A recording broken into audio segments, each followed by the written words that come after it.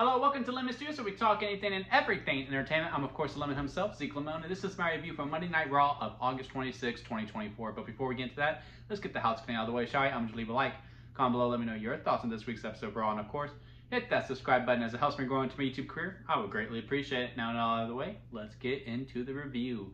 So this was the final episode of Raw before Bash in Berlin. Final programs before we head to the show. And also continuing on the storylines that we are developing just through on Raw that might be pay-per-view storylines moving down into the future. And I gotta say, this episode of Raw, it wasn't bad.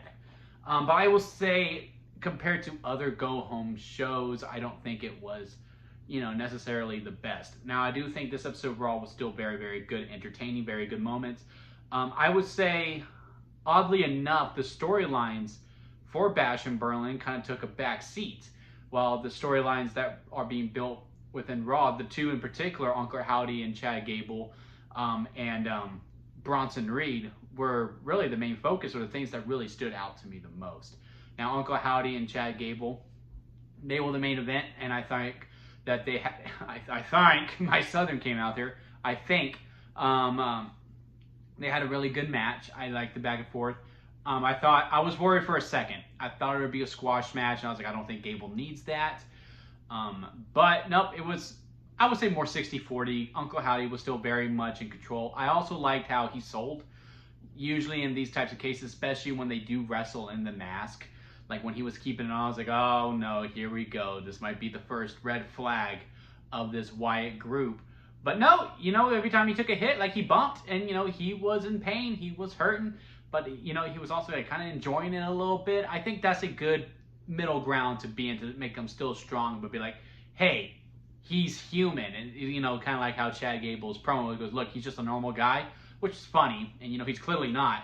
But, it's to show, hey, he will sell, which is really, really good. I am really, really happy with. I also like all the callbacks to Bray Wyatt and The Fiend, the dancing portion, doing the mandible claw, and, of course, finishing off her sister Abigail. They had a really good main event match, and Uncle Howdy should have won. He absolutely should have. Now, I'm hoping Chad can get some wins and he can be in the programs more. I do think he's more of a main event card player more than the mid card, so I would like to see him maybe do a run with the World Heavyweight title or face Gunther again. Because I'm assuming Gunther's going to hold on to the title. I wouldn't mind that kind of a program. Now, who works face there, I don't know, because I think Gable really thrives as the heel, especially since now he's starting to get the "you suck" chance. Now, and maybe Gunther works face. I don't know. I just want Chad to get some wins and to get more of a more prominent role. He still has a very prominent role with this Wyatt program, but now I'm just like, okay, I'm ready for him to get some dubs. You know what I mean? But yeah, overall, very good program. Bronson Reed, they keep finding amp up the ante with him when they're doing this Braun Strowman match. Now, if you watched my review last week, I was like, look, let's just have Bronson Reed squash Braun. And they didn't really do that. Again, it was a good match. It was a really good match. Big men, slapping man meat. Shout out to Big E. Very much that way. And then we go to the back and they keep fighting. We go to this parking lot. Bronson hits him with the pole, jumps off a wall onto the car. The car explodes. That was a hell of a visual with all the windows expanding out. And then later on we find out, yeah, Bronson Reed walked off. But as you can see, Braun Strowman, he needs some medical care. Again, that was the best way to go about it. Again, I was thinking just squash, but no. This was much, much, much more preferred. I do not know how we keep anteing this up. I know he's going to be the Intercontinental Championship tournament next week. I don't see him winning the tournament. I don't know how he gets out of it. Luckily, the triple threat matches, so he doesn't need to eat the pin. But I just don't know how we go about this. Maybe he gets to the Fatal 4-Way. Maybe he doesn't. Maybe Miz cost him, because I know him and Miz had a little bit of a moment before he went out to face Braun and before Miz went out for his triple threat. And you do see Miz and Karrion starting to talk in the backgrounds now. They clearly are planting the seeds for Austin Truth to break up. And I think Karrion Kross needs a win. Whether that be in the ring or just outside the ring to be proven right, I don't know. Because this New Day feud, will they, won't they? I don't know. Again, the more they keep going about it, the more I'm intrigued about the breakup. They had a good little segment backstage where, Kofi's wearing black and Kofi was wearing the yellow, and he was like, "Hey, why'd you change up?" He goes, "I just want, some of my own flair of it." And he's wearing dark because he's maybe hinting to go to the dark side. And again, this is all due to Karrion's thing. Just for Karrion's character to be like, "Hey, you need to watch Karrion because these guys are affected by his presence and what he does to them." But yeah, all these are just storylines just being built out through Raw. Miz may be turning heel to go against R-Truth, and now we have him and Karrion talking in the background. Again, I think Karrion needs some wins mentally, not necessarily within the ring. Kofi and Xavier, won't they break up? Bronson Reed, so on and so forth. Again, the mid-card is just so healthy, and you don't need these PLEs. Would I like for these types of matches to be on a PLE? Absolutely. Absolutely. But we live in a day and age now where B shows are 5 matches and only the big 4, minus the Rumble, get 6 or 7 matches unless they're 2 nights. So that's just unfortunately the way that we're in. I see both pros and cons to it. But with how these matches are being built within just on the show, I think they're doing a really, really great job. And again, those are really the main focuses throughout Raw. I like what we're doing with this Intercontinental title tournament.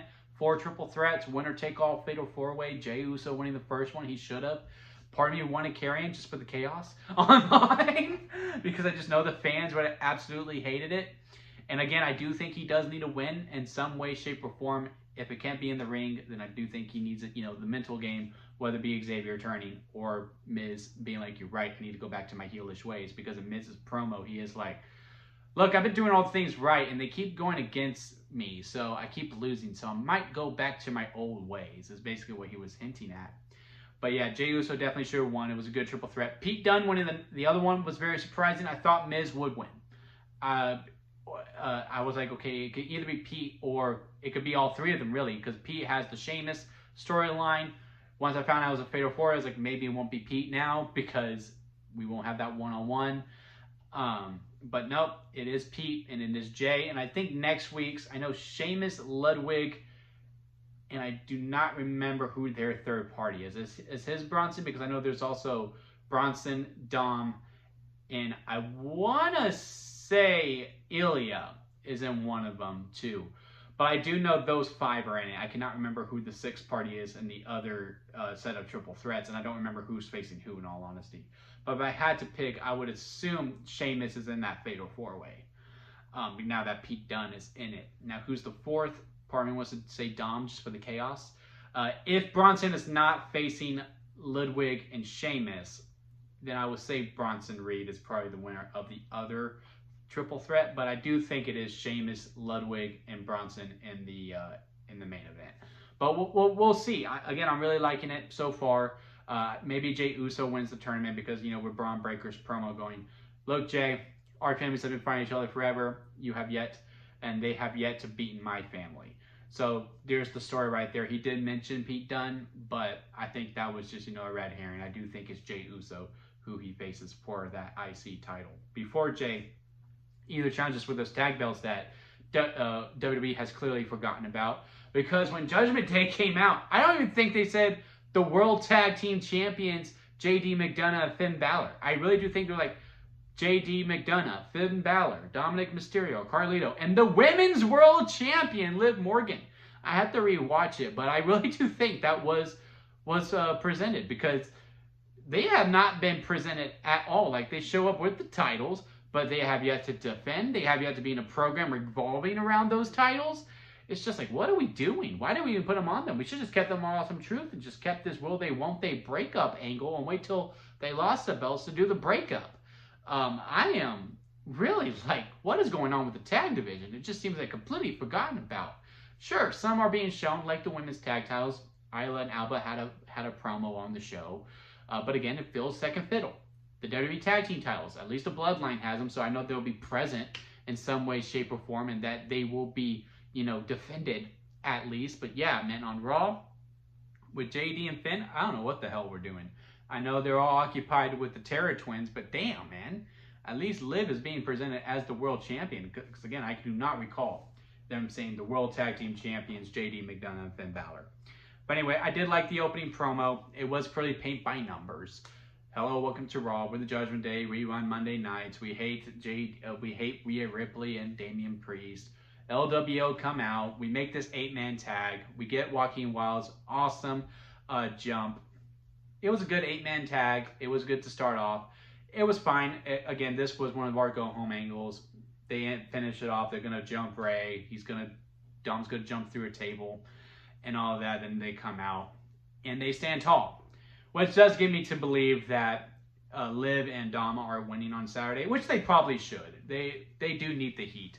I think this new Judgment Day needs wins to really establish that they are a threat, because I do think that has been the focus. That, look, as soon as they lost Damian and Rhea, they have been kind of getting mauled. And then, they had their one win last week, and usually on PLE, before PLE, you have the person who's going to lose stand tall to make sure they are looking strong.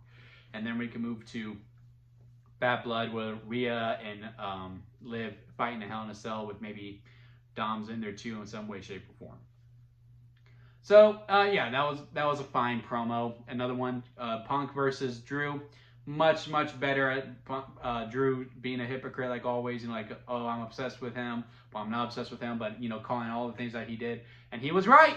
He did say, look, he's going to attack me from behind, because I know every single thing that CM Punk's going to do. And what did CM Punk do? He attacked him from behind, and he was on Instagram Live, so that was pretty funny as well. So again, I don't really know who's going to win that one. That's one of the other matches that's in jeopardy for me. My brain says Punk, so that it could be 1-1, so we can do the trilogy, the finale at Bad Blood inside Hell in a Cell. But maybe Drew wins and like Punk gets his win on the finale, because I'm pretty sure we're doing this Hell in a Cell match.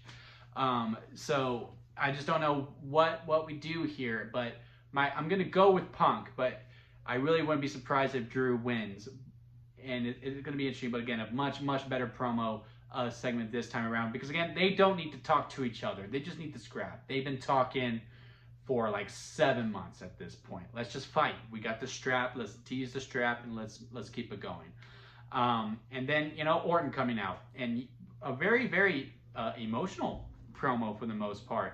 I'd never seen this side of him. I guess since Gunther was already out, there wasn't much more we could do with them. Gunther did do a promo saying, look, Randy, I'm going to beat you up, when he was in his hometown of Austria.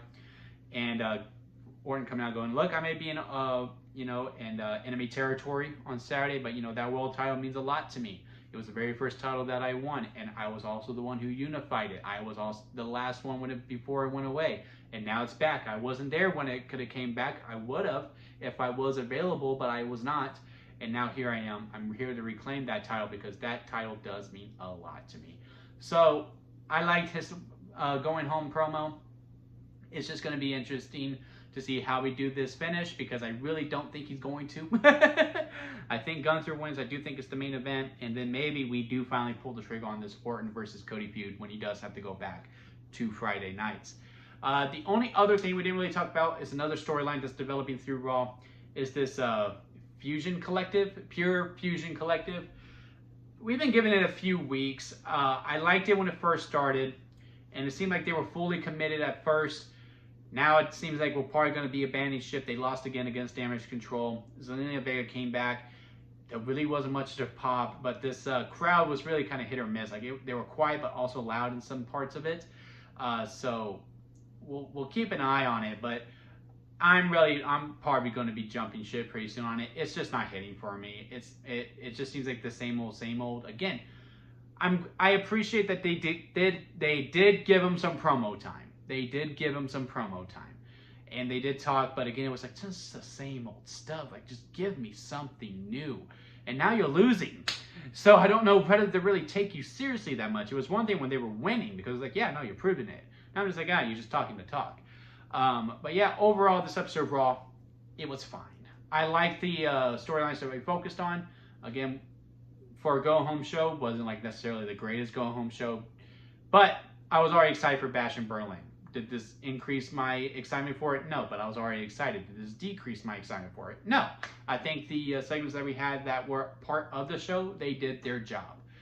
The only 2 of the 3 matches that Raw has, I do think, have some jeopardy in them. I really don't know which way it's going to go. I don't know how Punk and Drew is going to go. I'm pretty sure it's going to be Punk, but I'm not fully committed to it.